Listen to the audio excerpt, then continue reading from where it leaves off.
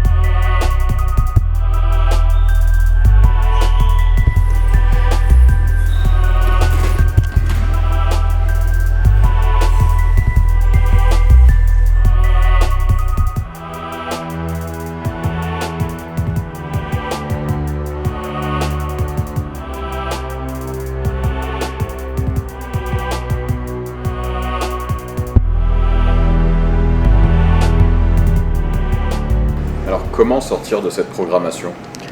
Déjà, le fait de réaliser ce que je viens d'évoquer nous fait comprendre qu'il ne faut pas écouter toutes nos pensées. C'est pas parce que ça vient de notre réflexion que c'est pertinent.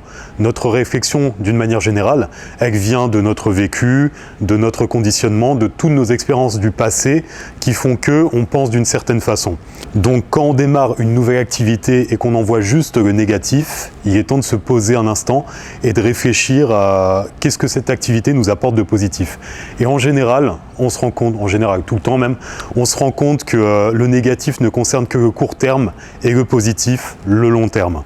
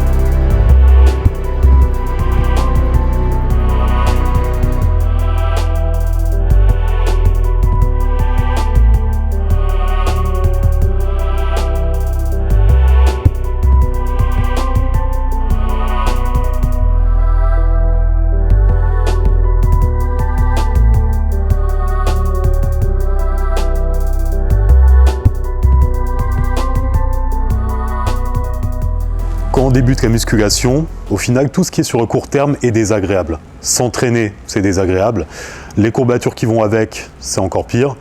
La diète, ça fait plaisir à personne. Mais c'est une vision des choses qui manque de recul. Parce qu'au final, c'est toutes ces petites choses désagréables sur le moment qui vont nous apporter un bien-être durable par la suite. Dans le sens où, avec le temps, notre reflet dans le miroir va évoluer, on va se sentir mieux, dans une meilleure énergie, une meilleure santé. Et donc, toutes ces petites choses désagréables sur le court terme nous apporteront du positif sur le long terme. Parce qu'en plus, au-delà du côté apparence physique santé, on sera également dans une approche plus positive des choses et on se sentira mieux d'une manière générale.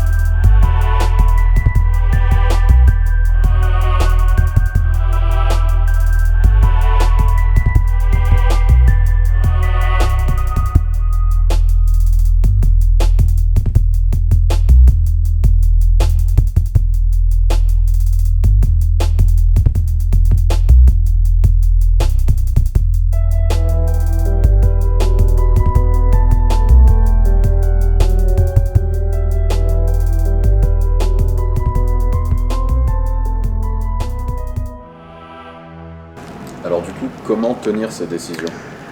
Une fois qu'on a tous ces concepts en tête, on commence à mieux comprendre notre fonctionnement. À partir de là, le temps de l'engagement est venu. J'ai parlé de l'inutilité de la motivation, du fait que c'est trop relié à l'émotionnel.